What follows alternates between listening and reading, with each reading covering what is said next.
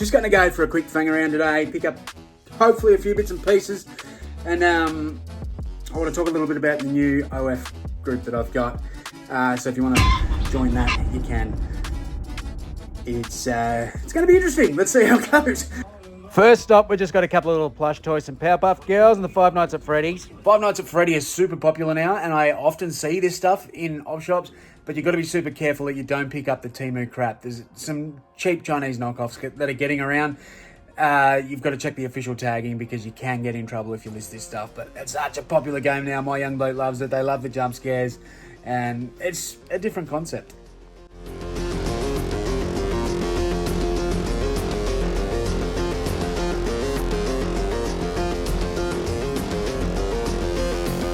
Welcome back to Fuck Me, bitch!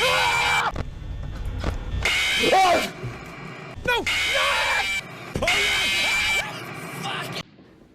And the next up, there's also a plush here. It is the old rear cargo. I've had these before on my channel. I've showed them a couple of times. Can't remember when, but these used to just simply, in the 90s, go across the back seat of the car so people could show off the team that they love. So I was pretty happy to get this. He was only $2. And these used to go for good money. Now, I could still think probably 50. And you can see him there on the bench with the other bits and pieces that I got, some boots and some basic clothes. But who remembers old Bertie Beetle? You go down to the show, you get the show bag. I think he was the budget one, wasn't he?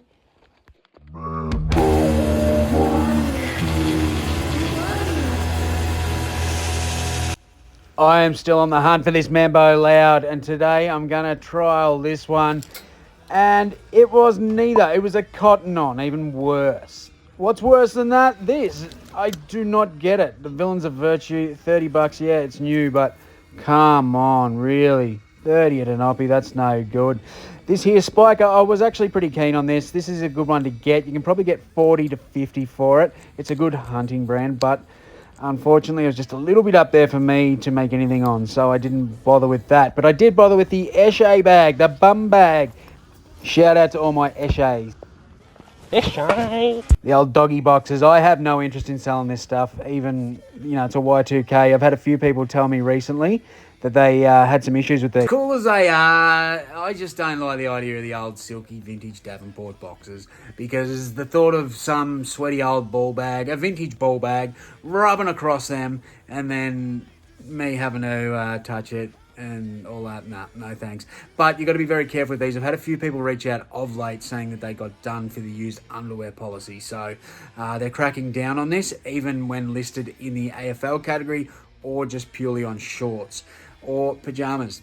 But people are getting done for these, so be very careful if you do list that. I know it's been a very good market for people over the years, but it sounds like it's starting to get stung, because I literally had 3 people tell me about this in the past month. So watch out for those sweaty, silky boxes. Let me know in the comments if this was a good buy. It was $4 and it looks like it's been done with chalk. Really nice quality. I know they've been picked up by a few of you. This thing, is this for an oxygen tank? I'm not sure. Couldn't work it out. But here, I felt something brewing. Coco. $20 RB sellers. What's going on here? I think we are looking at bringing out a new brand on the overrated shit list. I've decided to sit and stew on this, but these were both overpriced in this shop, which tend to do that with some stuff. Lee Cooper, also, not to be confused with Lee Ryder. This is another one that I think is overrated. This is a big W brand, so some people do get confused with that. Be very, very careful. This here is okay, though. Blue Illusion should turn into 25 plus ship, and it was on the dollar rack, so happy with that. Now, these are pretty cool. The old Nutloaf tins, $8 each, so I just can't do it. They sell for about $35 for a pair plus post. So I had 2 there, but I had to leave them. I just don't think I'll make the money on them. It's not worth the time. This thing just reminds me of Mum's old meatloaf. That was good, that meatloaf, actually. I don't know if this is a good one or not. Let me know below. And some golf clubs there. There was nothing good in the golf club part. Did get some clothes though, so wasn't too bad. I was trying to work out for a bit what the hell this thing was. I thought it was some sort of iron or press or something. It was a bit of a sewing machine, and well, $50. So, couple of jokers, eh? The old Uniting. I've not been in there for a long time, actually. I just wasn't finding stuff, so it was a bit bit rough of late, but I got a bit of stuff today. I spent $50 and probably got, I don't know how many items. In the end, bread and butter, nothing crazy. I'm not going to sit here and say I'm going to make millions, but at least it's something. Bread and butter pays bills, so happy with that. I'm going to go to another one that I don't go to very often these days, purely because that sort of got up there in price a while ago. But as they all do, it's pivoted, it's come back. It hasn't been too bad the last couple of times, so we'll see if we can get something today. Now I've talked it up, I'll get nothing, but let's go. I couldn't believe it. As an Aussie ostrich just hanging out in the cupboard, I have been wanting to find one of these for a long time. I don't think I ever have. They had 10 on it, then they had 15 on it. I didn't know what it was worth, but I was getting it anyway.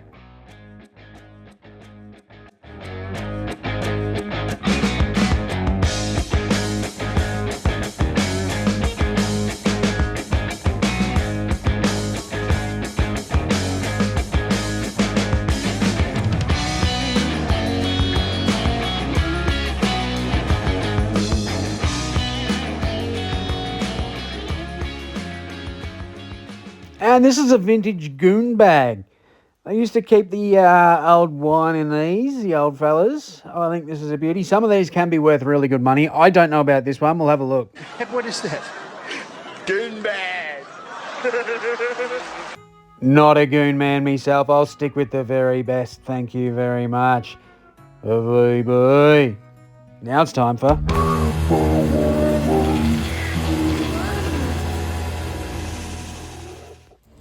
So this time I thought we were going to fang down this rack, and I was actually looking at this piece here.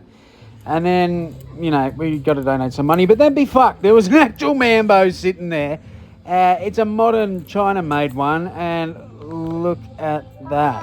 Well, that's just amusing, isn't it? Incompetent resellers working in op shops. Not for me, fucking hell. I'm going to donate an extra $10, just purely because... there was actually something Mambo and they've gone silly on it. Nice little AC/DC boot here for $8. I'll put that in my stall. That should go well. And, well, looky. Overpriced RB sellers. Guess what, RB sellers? That's enough. I've had enough. You're going on the overrated shit list, RB sellers. There's just too many different op shops overpricing you right now here in Australia. A nice little country road jacket there. I think we'll have to grab that. I found out when I got home there was a bit of fading on it, so not in the best condition. And we've got a Kathmandu here for $12. It's a pretty basic zip up. You know what? You are on notice, Kathmandu. I've got my eye on you, Kathmandu. I'm finding some stuff a little bit up there lately. Watch yourself. Big shout out to the lovely lady there at the Salvo's Thrift. There was $15 on that, and then there was also a $10 tag next to it. And she said to me that, well, it should only be $1. So I said, I'm happy to pay what's on there because that's still a good price. It's an oldie. And she ended up only charging me $5. So, yeah, appreciate that. So that's what I'm saying. These oppies, they all circulate. I didn't go there for a long time just because it did sort of creep up and it was getting a bit tricky in that shop, but now it's doing okay. So I'm pretty happy with that. Got me Aussie ostrich and a few other little bits and pieces, so can't complain. I might go back there next week, eh? Funnily enough, when I go to the op shops, one of the last places I look is the jeans section, even though it's one of the things that I sell most of. I just have that many of it, but this caught my eye. $25, and it's Calvin Klein. It's a waist 26. It's quite slim. This is a little bit much, isn't it? And I'm in a bad mood today, so you are on notice, Calvin Klein. I have got my firm eye on you. Crikey Moses. And while we're at it, Rod and Gun, you're staying up there for a bit longer because $25. What do we got here?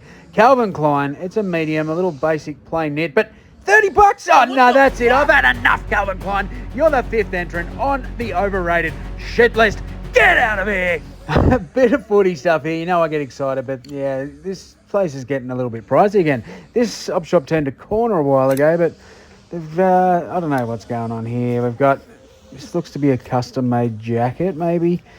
It's fleece lined, but it's pretty pricey. This is just the expensive rack, I think. Look, more Calvin Klein. Calvin Klein, $30 for those jeans. I don't know what's going on here. Somebody has a fascination for Calvin Klein.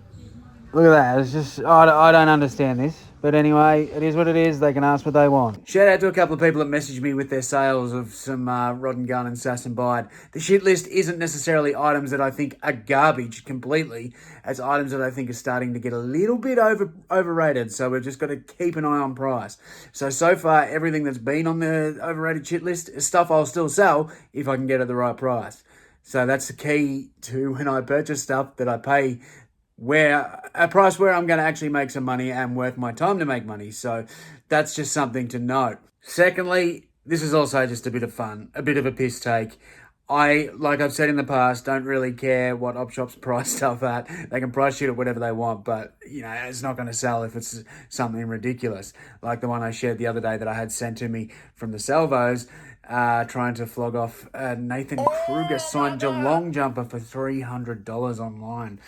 I think the work experience kid must have been in there and priced this, because honestly, that signature devalues the jumper, and the jumper is about $30-40 to begin with. So if somebody buys that, which I don't think they would, I don't know who'd be chasing a Nathan Kruger. He plays for Collingwood now.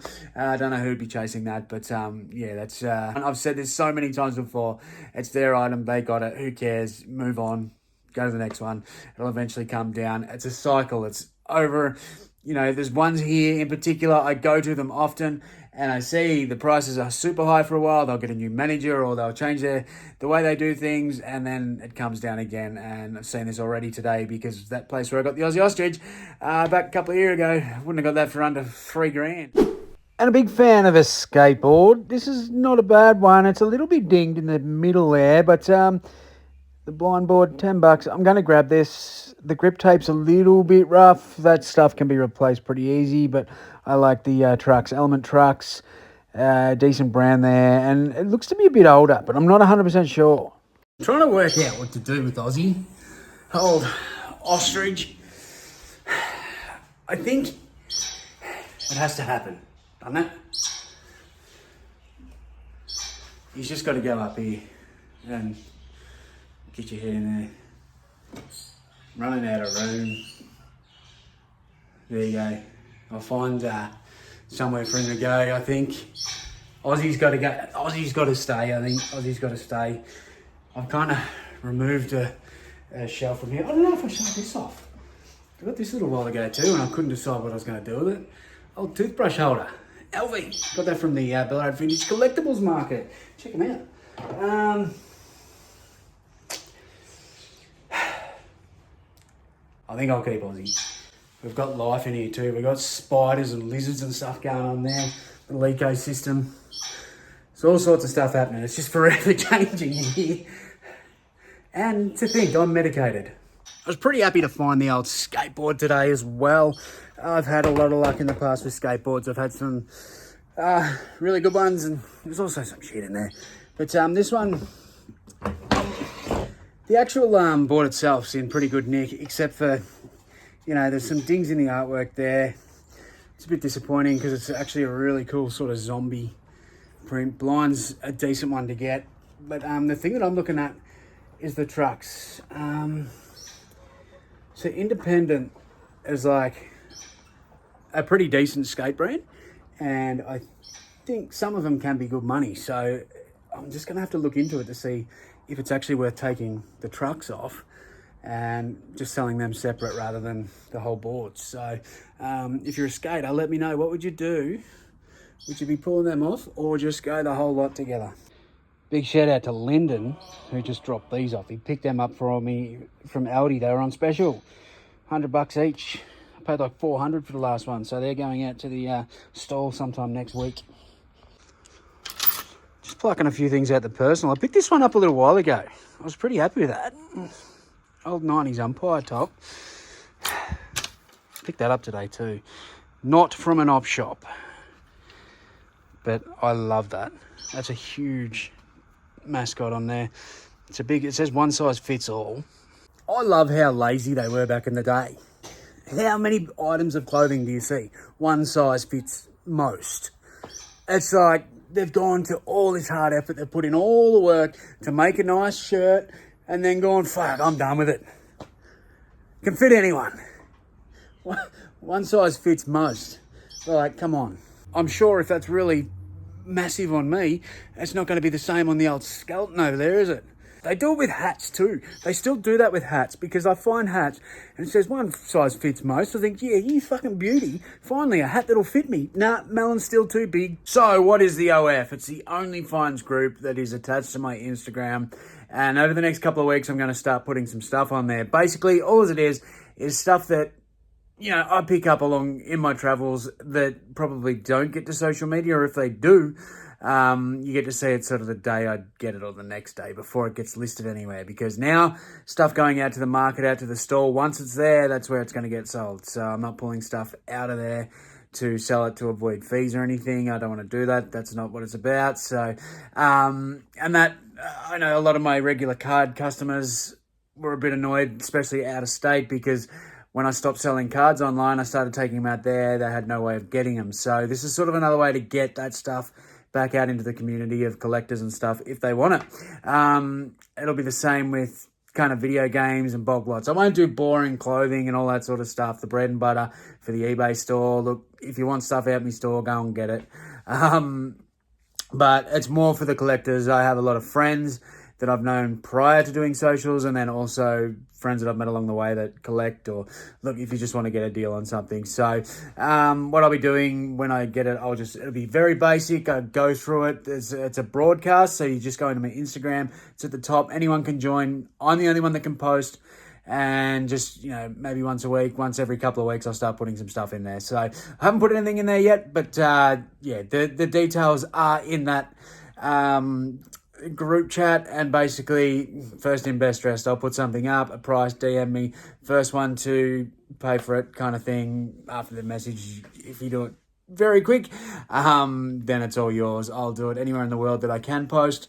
For $10 flat in Australia, anywhere else, we'll have to get a postal quote. So I don't send shit untracked. If it's one trading card or, you know, heaps of items, it'll still be 10, so it's not confusing.